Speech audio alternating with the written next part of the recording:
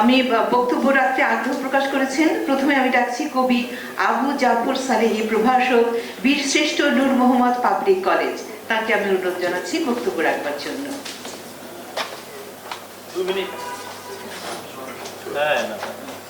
আসসালামু আলাইকুম ওয়া রাহমাতুল্লাহি ওয়া বারাকাতুহু। আপনারা কেউ সালাম দিলে আমি খুশি হব। সবাইকে ধন্যবাদ। এখানে আবুল কাশেম হায়দার ভাই স্বাগত ভাষণে অত্যন্ত গুরুত্বপূর্ণ কথা বলেছেন এবং রাষ্ট্রবিজ্ঞানী আব্দুল লতিফ মাসুম স্যার উপস্থিত আছেন। মাত্র 1 মিনিটই আমার কথা শেষ হবে। আমার জন্মের আগে থেকে শহীদ জিয়া দেশের স্বাধীনতা এবং দেশে গণতন্ত্র আনয়নের চেষ্টা করেছেন।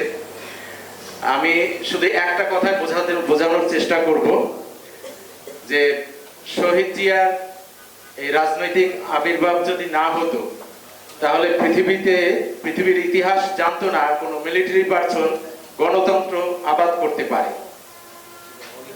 শহীদ জিয়া তার কর্মকাণ্ডের মধ্যে খাল কাটার একটা স্মৃতি বা ঐতিহ্য আছে।